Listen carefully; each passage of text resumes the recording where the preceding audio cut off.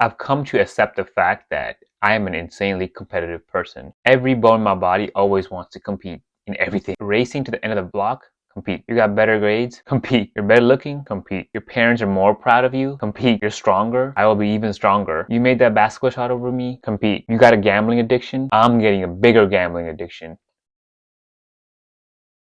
I don't think it's a unique feeling, but since childhood, I've always had this burning pride to compete in everything. I'm talking I would spend months and months pondering the same silly race I lost in recess, or the same poor grade that I got in a class. The B in history in 8th grade haunted me for the next year. Not getting a 2400 on the SAT still haunts me. Getting rejected by that one dance team in college like 4 or 5 times, it still irks my memory till this day. Does this have any purpose? Is there really anything special about that? Why am I like that? I remember playing a basketball game like 2 weeks ago, and there was this one uncle. He must have been like 50, 60 or something like that. And he was yelling at kids, telling them to cut, calling every foul ever, slapping others, and talking mad trash, straight up bullying little kids. I remember thinking in my head, damn bro, it's not that serious. A lot of us were kind of laughing at him, to be honest. And then I saw myself as him. Literally, if I was any older, which I am, I'm old now, there's a chance that I would end up like him. And in a separate game recently, I also got heated because this one kid kept telling me what to do. And he was like a teen. Like he clearly thought he knew everything when he didn't. He kept telling me to slow down, hog the ball the whole time. Even though we won the games, I was left feeling the same burning pride I felt all the way back then, all the way back to my car. I'll talk about that in a bit. But the same nature follows me throughout my life, and I don't know if it's a good thing. In all honesty, even if I'm feeling competitive in moments like that, I'm still really satisfied to be just doing the thing. Usually I feel so happy getting the chance to help out my teammates. I feel a sense of joy seeing the dance team that rejected me multiple times like put together a really good show and acknowledge my effort. While I'm feeling some sense of righteous pride in those moments, for sure, little by little it does turn into excitement. Excitement to prove others wrong and excitement to prove myself right. Just to be. It's just there are times when I forget I'm using my competitive nature instead of letting it use me. In my opinion, obviously it's impossible to win everything all the time. But in fact, it's impossible to win anything ever if we frame it incorrectly, in my opinion. Plus, don't we love things like the Rocky montage? Don't we love the feeling of heroes bouncing back from a loss? The beauty of working for something? I love training arcs so much. Climbing something like K2, beating myself, conquering my mind. It's me against myself out there. I love that feeling, right? And the thing is, this act of competing could happen at any moment, under any context. But yeah, it's just so fun to see the underdog that just lost come back and rise. Almost every action movies, almost every anime trope, everything that we deeply admire, all of the hero's journey stuff is based on this. I do wonder if my competitive drive is biological. Probably is. I wonder if it's just the things that I grew up around, watching things like Naruto and Dragon Ball and the Rocky movies. Probably is. But I think my understanding of it also comes down to my national identity as well. For example, Nepal is known to have been an underdog, right? It's a small country. I'm a small guy, shadowed often by the greatness of like superpowers like China and India. So there is something in our nature that's like trying to be extra competitive, I think, while also maintaining pretty good diplomatic ties. That balancing act though, between being competitive and being diplomatic, is kind of what life is, I feel like. Having done that, I think I've started to understand what it means for me. Because after all, no athlete will win all the time, no country will win all the time. Empires fall, empires rise, but humanity persists. And shouldn't that be the grave importance to us? I feel a tremendous amount of pride in being someone like being a Nepali American. But I also know that that pride and that feeling will probably cause me some suffering in the future. Yet, I can't help it. This is kind of how competitiveness feels like. The acceptance that there will be a sting of loss, guaranteed to be a rejection and a failure. Yet, there's still joy in that. But no matter what, the satisfaction of not needing to win triumphs everything. The satisfaction of not needing to represent only yourself, needing to represent your identity, or your race, or your nationality. I think not needing those things, but using those things where the true sense of flow and peace can arise from.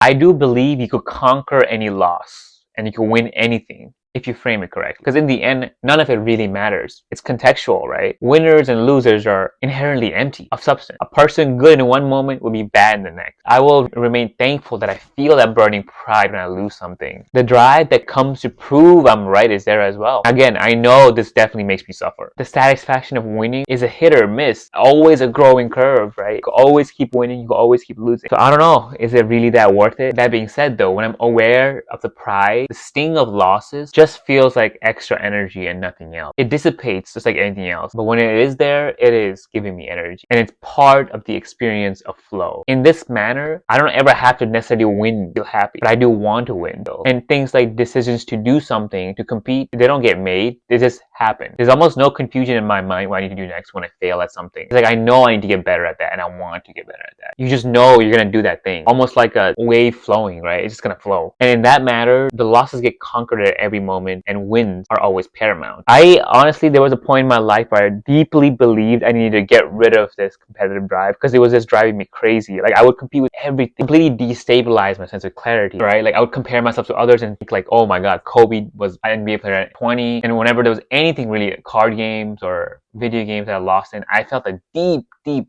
personal loss. But the more I tried to get rid of it because of all the suffering that it induced on me, the worse it got. I just couldn't get rid of it.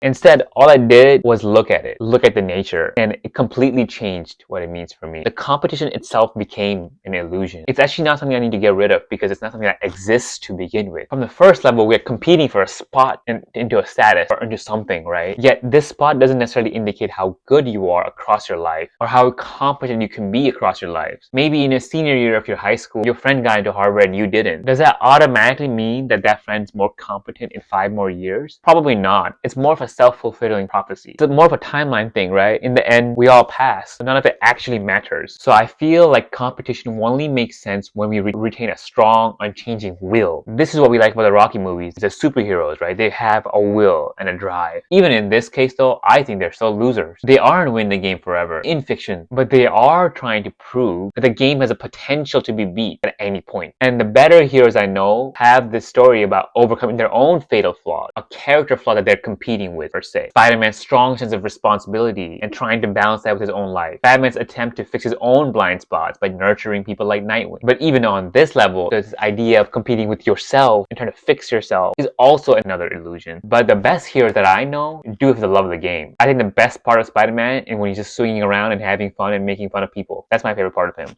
The best part of Goku and Luffy are when they're just competing and they're just having fun, not necessarily trying to win everything. Like you could tell they love the game. And I think in some level this is closer to the reality. Like the journey is everything in some sense. The results part of the journey too. So in this way, like even beating your own mind and conquering your own mind is kind of an illusion. It's another example of competition. The past you and the you now are constantly juxtaposed. If I had the insight that competition is empty of substance but can be used in many ways, then I'm already not a competitive person. The very nature of me looking at it changes it.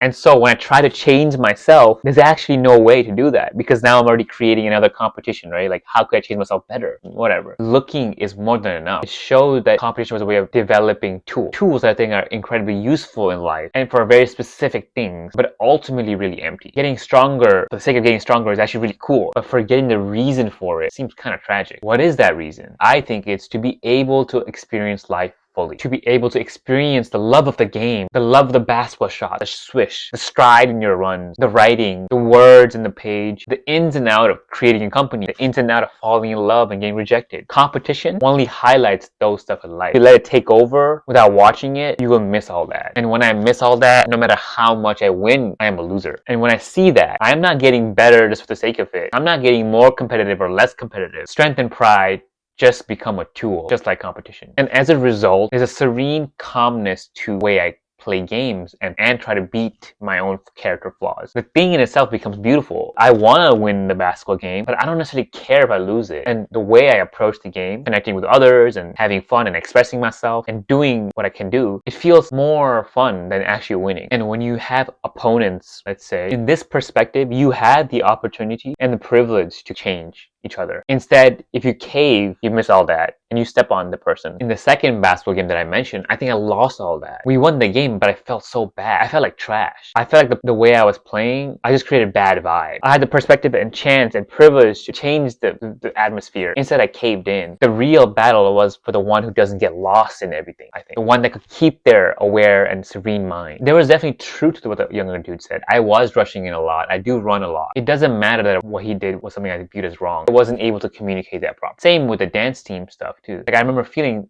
bitter about other people making this dance team when I didn't. Had I let that bitterness consume me, I think I would have let a lot of good connections fade. It's never that serious. It's never that serious. I mean, in the end, there are so many things that I consider myself weak at. Retention of choreo, arm details, groove. Many others are definitely better than me at that. Whether or not I'm in the team, I can still compete with myself. And when I do get better, it doesn't even really matter anyway. It was really just the beauty of doing it all along.